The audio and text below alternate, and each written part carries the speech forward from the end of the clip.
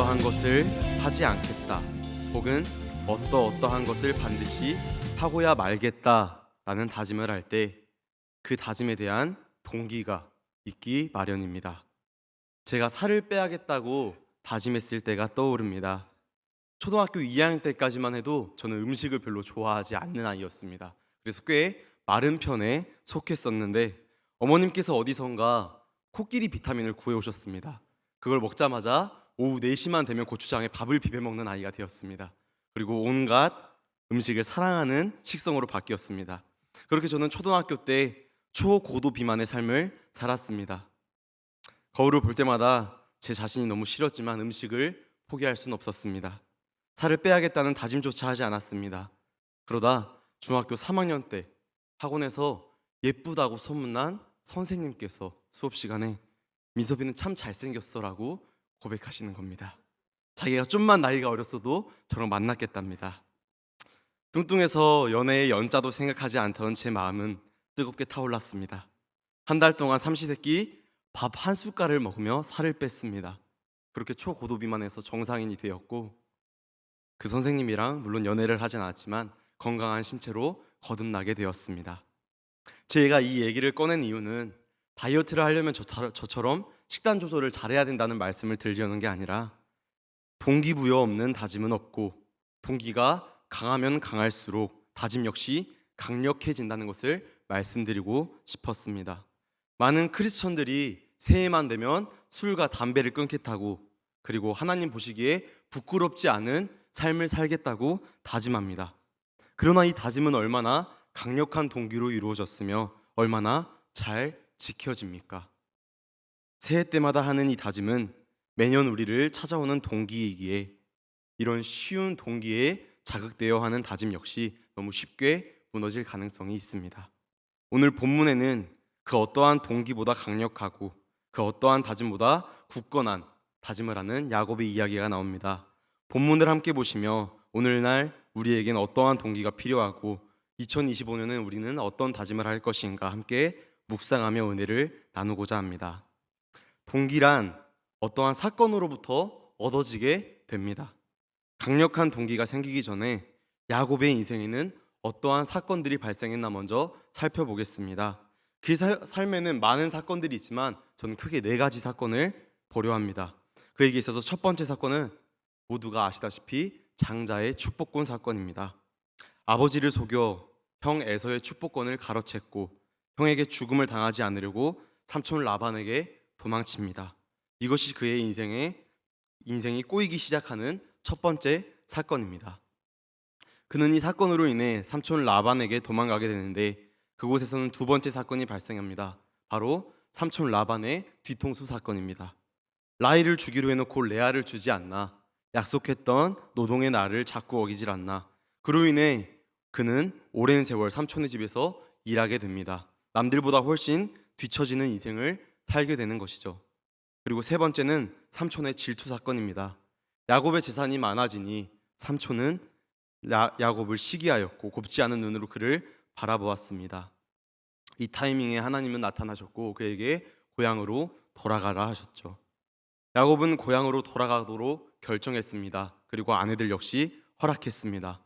그러나 야곱의 마음은 편치 않았습니다. 왜냐하면 고향에서 잘못했던 일이 너무 크기 때문입니다. 그래서 야곱은 돌아가는 내내 형의 축복권을 뺏은 그 잘못을 어떻게 처리해야 하나 고뇌에 빠집니다. 그러다가 오늘 본문에 나온 사건, 하나님과의 씨름 사건이 일어나게 됩니다. 24절과 25절을 다 함께 읽도록 해보겠습니다. 야곱은 홀로 남았더니 어떤 사람이 날이 새도록 야곱과 씨름하다가 자기가 야곱을 이기지 못함을 보고 그가 야곱의 허벅지 관절을 치매 야곱의 허벅지 관절이 그 사람과 씨름할 때에 어긋났더라. 아멘. 32장의 앞의 내용을 보면 4번째 사건이 일어나기 전에 하나님은 이미 야곱을 2번이나 위로해 주시며 안심시켜 주십니다. 32장의 1절과 2절을 보면 마음이 무거워하는 야곱에게 하나님은 마하나임이라는 자신의 군대를 보내주십니다. 하지만 야곱은 이 군대를 받고도 여전히 두려움을 떨쳐내지 못합니다. 자신을 위해 군대를 보내주신 하나님보다 싸움을 잘하는 형에게 내 시선이 머무르게 됩니다. 그래서 그는 여전히 두려움에 가득 차고 불안해합니다. 그리고 심부름꾼들을 보냅니다. 형에게 재산을 보내며 화를 가라앉길 바라지만 형은 되려 나를 죽이려 400명의 군사를 이끌고 온다고 합니다. 야곱은 더욱더 잔머리를 쥐어 짜냅니다. 가축대를 둘로 나눠서 형이 한 가축대를 치면 한 가축대로라도 남아서 살아야겠다라는 계획을 세우죠. 그리고 이 계획도 불안했는지 하나님께 기도를 합니다. 그러니 하나님은 12절에 이렇게 응답해 주십니다. 주께서 말씀하시기를 내가 반드시 내게 은혜를 베풀어 내 씨로 바다에 셀 수 없는 모래와 같이 많게 하리라 하셨나이다. 아멘. 할렐루야입니다.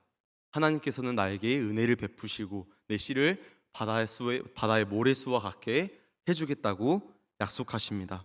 그런데 야곱은 이 축복의 약속을 받고도 어떻게 했을까요? 여전히 불안해서 형에게 줄 재산을 고르기 시작합니다.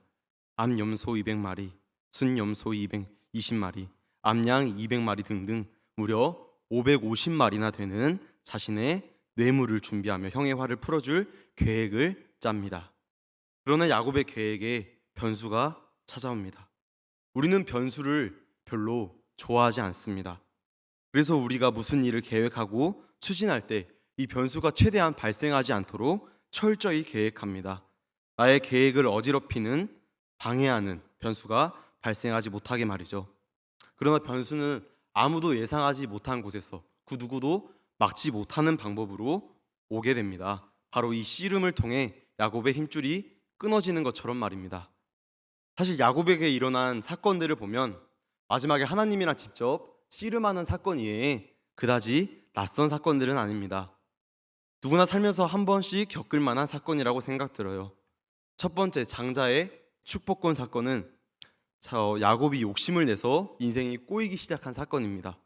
형이 받아야 할 마땅한 장자권이 너무 욕심나서 그 욕심을 실현시켰다가 인생이 꼬이게 된 것이죠. 이런 사건은 누구나 있을 법합니다.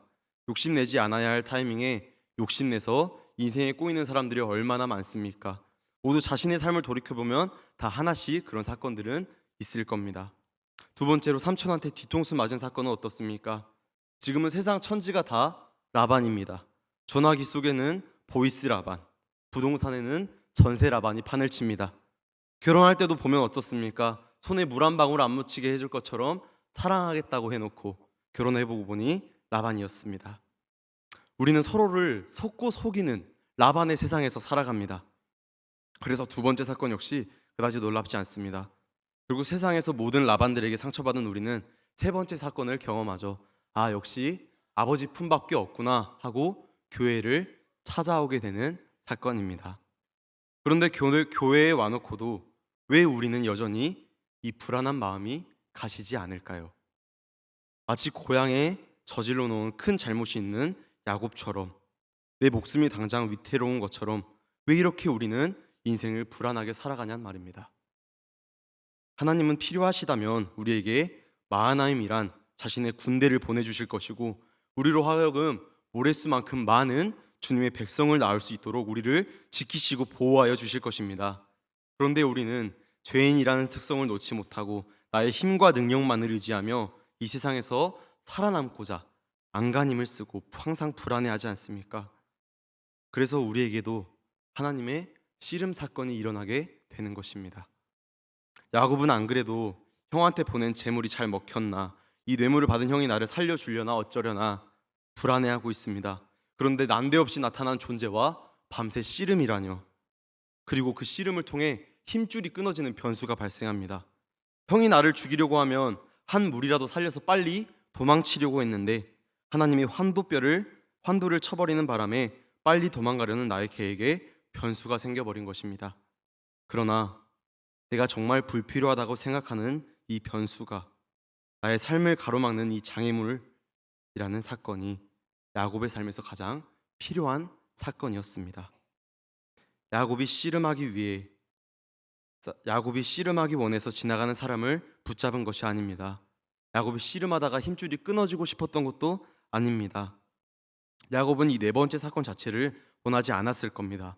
그럼에도 하나님이 나타나 그를 가로막아 씨름하신 사건, 그의 환도뼈를 쳐 다리를 절게 하신 이유는 이 사건으로 말미암아 야곱이 절대적으로 하나님을 믿고 의지하게 만드는 상태로 거듭나게 하기 위함이었습니다. 야곱은 자신의 재물로 형을 붙잡아 두고 자신의 두 다리로 형으로부터 도망가려 하였습니다. 그리고 하나님과 씨름할 때에도 자신의 두 다리로 단단히 버텨냈겠죠. 그래서 하나님은 자신을 향해 뻣뻣이 버티고 있는 야곱의 힘줄을 끊으셨습니다. 오로지 자신을 의지하게끔 만드셨습니다. 사랑하는 성도님들의 힘줄은 무엇입니까? 나를 움직이게 하고 나의 삶의 원동력이 되는 힘줄, 내 손에서 결코 놓지 않는 그 힘줄 말입니다. 그러나 하나님과 겨루어 버틸 만큼 나를 빳빳하게 버티게 해주는 그 힘줄은 어쩌면 내가 가장 먼저 내려놓아야 할 힘줄이고 나의 우상일 수 있습니다. 하나님께서는 야곱에게 씨름을 걸어오셨고 그가 버티는 힘줄을 끊으셨습니다. 그리고 이젠 우리에게도 씨름을 걸어오십니다. 우리의 힘줄 역시 끊어지시길 바라면서 말이죠. 하나님께서는 하나님은 자신에게 의지하지 않고 버티고 겨루게 하는 그 힘줄을 끊고 오직 자신만을 의지하길 원하십니다. 그것이 하나님께서 진정 원하시는 야곱의 삶이었고 우리의 삶입니다. 형이 코앞까지 왔습니다. 그는 이제 다리를 저러 도망가지도 못합니다. 나의 목숨이 달린 이 절체절명의 순간 내 다리를 저는 장애를 안겨주신 이 씨름 사건은 야곱이 주님을 절대 놓지 않아야겠다라는 강력한 동기가 됐습니다. 성도님들에게는 어떠한 불필요한 변수가 생기셨습니까? 내 인생에서 사라지길 바라는 고통이 있습니까? 그것이 자녀 문제든 경제적인 문제든 건강의 문제든 이 불필요해 보이는 사건과 우리의 뼈를 부시는 듯한 고통은 어쩌면 우리가 주님을 온전히 의지하게 하는 가장 중요한 사건일 수 있습니다. 오늘 우리에게 닥친 그 불필요한 장애물, 우리를 아프게 하는 그 사건으로 인해 좌절과 절망하는 것이 아니라 주님 없이 살 수 없습니다, 주님의 손을 절대 놓지 않겠습니다라고 다짐하는 강력한 동기가 되어 세상의 어떠한 풍파에도 주님을 붙잡는 상태로 거듭나는 주님의 백성이 되길 간절히 소망합니다. 그렇게 야곱은 네 번째 사건, 하나님의 씨름 사건을 통해서 주님을 절대 놓지 않겠다 다짐하는 동기를 생겼습니다. 이 다짐은 어떠한 결과를 가져오게 되는지 다 함께 26절부터 28절을 함께 읽어보겠습니다. 그가 이르되 날이 세려하니 나로 가게 하라. 야곱이 이르되 당신이 내게 축복하지 아니하면 가게 하지 아니하겠나이다. 그 사람이 그에게 이르되 내 이름이 무엇이냐? 그가 이르되 야곱이니이다. 그가 이르되 내 이름을 다시는 야곱이라 부를 것이 아니오 이스라엘이라 부를 것이니 이는 내가 하나님과 위 사람들과 겨루어 이겼음이니라. 아멘. 제가 문제를 하나 가지고 와봤습니다. 방귀남, 백김치, 도레미, 567, 경운기, 피바다, 이 단어들의 공통점은 무엇일까요? 정답을 아시는 분은 손을 들어주시면 되겠습니다. 아무도 없는 걸로 보니 제가 정답을 말씀드리겠습니다. 이 단어들은 2013년 자신의 이름을 바꾸고 싶어서 계명을 신청한 사람들의 이름입니다. 우리에게는 각자의 이름이 있습니다. 그리고 우리는 그 이름을 듣고 살면서 그 이름대로 살아가게 됩니다. 그런데 방귀남, 경운기, 피바다로 어떻게 살아갈 수 있었을까요? 야곱도 그렇습니다. 야곱은 발꿈치를 잡은 자라는 뜻으로 그의 이름의 뜻은 속이는 자였습니다. 내 힘으로, 내 지식으로, 내 계략으로 남을 속이며 살아가는 인생은 매번 꼬이기 마련이었고 도망치는 삶의 연속이었습니다. 그러나 하나님께서는 그의 삶을 바꾸기 시작하셨습니다. 야곱이 아니라 이스라엘로 말입니다. 이스라엘의 이름은 본문 28절에서 내가 하나님과 사람으로 더불어 겨루어 이겼음이라 라고 말하고 합니다. 따라서 이 이름은 하나님과 겨루어 이긴 자라고 해석되어 왔습니다. 그러나 이스라엘이라는 단어는 다투다, 통치하다, 힘을 가지다 라는 사라와 하나님을 뜻하는 엘의 합성어입니다. 그래서 이를 다시 해석해 보면 하나님의 통치하심을 받는 자, 하나님으로부터 힘을 얻는 자라고도 해석할 수 있습니다. 이스라엘의 역사를 더듬어 보면 그 이름대로 살아가는 백성이라는 것을 알 수 있습니다. 그들이 출애굽할 때를 생각해 보겠습니다. 이스라엘이 출애굽할 때 그들이 애굽을 힘으로 찍어 눌러서 나왔습니까? 하나님이 내리시는 10가지 재앙으로 빠져나왔습니까? 홍해가 자신들의 앞길을 막고 있을 때 그들이 애굽의 병거와 싸워서 살아남았습니까? 하나님께서 홍해를 갈라주셔서 살아남았습니까? 그들이 요단강을 건널 때에도, 여리고성을 무너뜨릴 때도, 가나안 족속들과 전쟁에서 이길 때에도, 그 모든 순간에 그들은 하나님의 통치하심을 받을 때 하나님이 이스라엘과 함께함으로 그들에게 힘과 능력이 생겨 그 모든 것들을 물리치는 이스라엘이라는 나라로 살아갔습니다. 야곱의 계명이 축복인 이유는 그가 더 이상 남을 속이며 살거나 나의 힘으로 내 삶을 컨트롤하고 통치하는 이스라 야곱의 삶이 아닌 하나님의 통치를 받는 자, 하나님으로부터 힘을 얻는 이스라 엘의 삶을 살게 해주신 것이고 그의 삶을 완전히 거듭나게 해주셨기 때문에 야곱의 계명 사건은 바로 축복입니다. 사랑하는 성도님들, 성도님들의 이름은 무엇입니까? 아직도 이스라 민섭, 이스라 땡땡, 이스라 누구누구로 살아가십니까? 오늘 이 순간부터는 우리의 이름이 이스라엘로 바뀌길 간절히 소망합니다. 내가 내 삶을 내 힘과 노력으로 내가 주권을 잡고 통치하는 삶이 아니라 우리를 살리시기 위해 이 땅에 독생자 예수 그리스도를 보내신 하나님의 사랑에 힘입고 태초 전에 우리를 택하신 하나님의 통치를 받고 그분으로부터 힘을 얻는 우리 모든 예양의 성도님들 되시길 주님의 이름으로 축원합니다. 마지막으로 분이엘이라는 지명과 야곱의 다짐이 후손들에게 어떠한 영향을 주었는지 보려고 합니다. 29절에서 32절 제가 다시 한번 읽어보겠습니다. 야곱이 청하여 이르되 당신의 이름을 알려주소서. 그 사람이 이르되 어찌하여 내 이름을 묻느냐 하고 거기서 야곱에게 축복한지라. 그러므로 야곱이 그곳 이름을 분이엘이라 하였으니 그가 이르기를 내가 하나님과 대면하여 보았으나 내 생명이 보존되었다 함이더라. 그가 분이엘을 지날 때 해가 돋았고 그의 허벅다리로 말미암아 절었더라.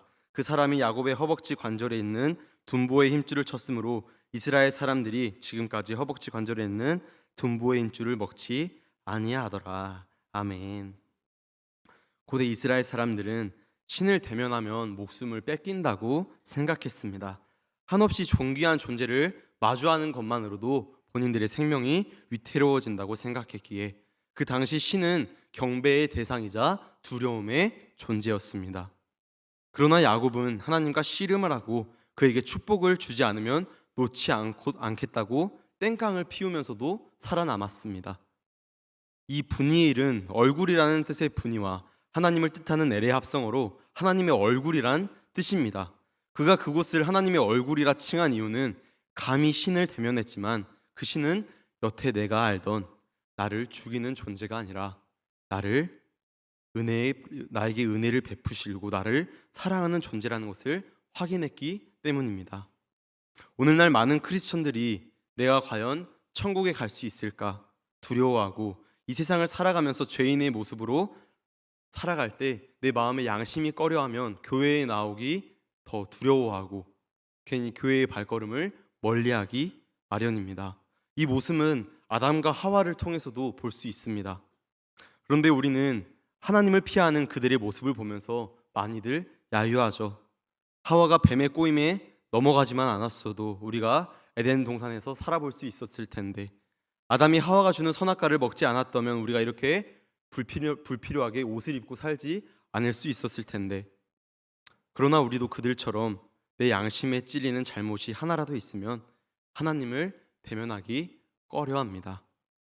그러나 야곱이 그곳을 분이엘이라 이름 지은 이유는 하나님의 진짜 얼굴을 봤는데 그분은 나를 죽이시는 분, 내가 두려워하는 분, 나를 경멸하는 분이 아니라 그분은 나를 사랑하시고 나의 손을 항상 잡아주시고 따뜻하게 나를 안아주시는 분이구나 라는 것을 깨달았고 그 사실을 알리기 위함이었습니다. 그렇습니다. 성경의 모든 기록은 예수 그리스도를 증언하는 것이고 주님의 사랑 이야기로 가득 차 있습니다. 오늘 본문에 나온 야곱 역시 예수 그리스도의 그림자입니다. 야곱이 둔부의 힘줄이 끊겨 다리가 절뚝거리지만 하나님의 사람으로 거듭나는 모습은 십자가에 못 박혀 죽임을 당하지만 죽은 지 사흘 만에 만왕의 왕으로 거듭나신 예수 그리스도를 예표합니다. 이처럼 성경에서는 수없이 하나님의 사랑을 말하고 예수 그리스도는 그 사랑의 완성이라고 말하고 있습니다. 어쩌면 남들을 늘 의심하고 속이며 살았던 야곱이 하나님을 전적으로 믿고 신뢰하겠다는 다짐을 할 수 있었던 이유는 밤새 하나님과 땀을 섞어가며 씨름하던 중에 하나님은 당신의 목숨을 내어줄 만큼 나를 사랑하고 계시다는 그 사랑을 느꼈기 때문이지 않을까요? 태어나는 순간 그는 형의 발목을 잡으면서 태어났습니다. 형에게 도망갔을 땐 삼촌에게 속임을 당하고 삼촌을 속이며 살아왔습니다. 그리고 그 끝은 도망자였습니다. 사기꾼인 야곱을 누가 받아줬을까요? 사기꾼인 야곱을 누가 사랑해줬을까요? 그러나 주님께서는 씨름이란 명목으로 야곱을 따뜻하게 안아주시고 그의 손을 잡아주셨습니다. 그리고 하나님의 사랑을 경험하는 순간 야곱은 자신의 삶을 온전히 하나님께 맡기겠다고 다짐할 수 있는 강력한 동기, 사랑의 동기가 생기게 된 것입니다. 제가 일주일 금식 기도를 한 적 있다고 말씀드린 적이 있습니다. 그때는 작년 말 2023년 12월 말이었습니다. 육체가 너무 건강하다 보니 내가 내 삶을 컨트롤하고 있다는 것을 발견했습니다. 나는 어느 교회에서 몇 년 동안 사역하고 언제부터 내가 담임 목사를 해야겠다. 그리고 나는 사랑이 넘치는 교회를 꼭 만들고 말 거야 라고 다짐하는 저의 모습을 봤습니다. 그런데 이건 뭔가 잘못된 것 같다는 생각이 들었습니다. 하나님의 뜻대로 살아가야 한다고 설교하는 내가 지금 내 인생을 내 멋대로 주관하려는 것은 아닌가. 그래서 이건 아니다 싶었고 저는 저의 육체에 힘부터 빼야겠다고 생각해서 금식을 하였습니다. 물 외에는 아무것도 먹지 않으니 몸에는 진짜 힘이 빠졌습니다. 혈기도 같이 말이죠. 일주일간 금식하며 내 인생의 주인이 내가 아니라 주님이 되게 해달라고 기도했습니다. 그렇게 송구영신 예배를 드리는 날 저의 일주일 금식 기도가 끝났습니다. 2024년 1월 1일 제가 깨닫게 된 것은 일주일 금식하고 힘을 빼기엔 사람은 너무 건강하다라는 것이었습니다. 금식하는 그때는 잠깐 배고프니까 힘이 빠졌고 얌전해지긴 했습니다. 그런데 보양을 하니까 몸이 더 건강해져 버리는 겁니다. 그러면서 깨달았습니다. 1년에 한 번 밥을 굶어서 하는 금식보다 매일매일 금식하는 마음으로 살아가는 게 더 중요하구나. 32절을 보면 이스라엘 사람들이 지금도 허벅지 관절에 있는 둔부의 힘줄을 먹지 않는다고 하였습니다. 그들은 아직도 매 식사할 때마다 둔부의 힘줄을 먹지 않으며 다짐하는 겁니다. 나는 이스라엘이다. 나는 하나님이 택하신 족속이요 왕같은 제사장이며 거룩한 나라고 주님의 소유가 된 백성이다 라고 말이죠. 동기가 약하면 쉽게 무너질 수밖에 없습니다. 그래서 주님은 그 동기를 강하게 해주기 위해 오늘날 우리에게도 씨름을 걸어오고 계십니다. 나의 앞길을 가로막는 일, 나의 힘줄을 끌어버리는 불필요해 보이는 하나님의 이 씨름 사건은 사실 이 세상에서 살아남기 위해 아등바등 버티고 죽음 앞에 늘 불안해하는 우리를 씨름이라는 명목으로 따뜻하게 안아주시는 하나님의 사랑입니다. 그리고 그 씨름은 우리가 하나님을 간절히 붙잡게 되는 강력한 동기가 될 것입니다. 2025년 성도님들은 새해에 어떤 다짐을 하시겠습니까? 이스라엘은 오늘까지도 둔부의 힘줄을 금식하고 있다고 합니다. 오늘날 이스라엘로 살아가는 우리 역시도 이번 한 해에 둔부의 힘줄을 먹지 않겠다 다짐해 보는 것은 어떨까요? 그리고 이 다짐을 새해 때마다 딱 한 번 하는 것이 아니라 매일 눈을 뜨자마자 몇 끼 식사를 할 때마다 매일 샤워를 하고 숨을 내쉬고 맡을 때마다 주님, 저의 힘줄을 끊겠습니다. 저는 하나님으로부터 힘을 얻고 하나님의 통치를 받겠습니다. 저는 이스라엘입니다 라고 다짐하며 2025년 매 순간 주님으로부터 힘을 얻고 주님과 함께 진리의 여정을 걸어가는 저와 우리 모든 예양의 성도님들 되시길 주님의 이름으로 축복합니다.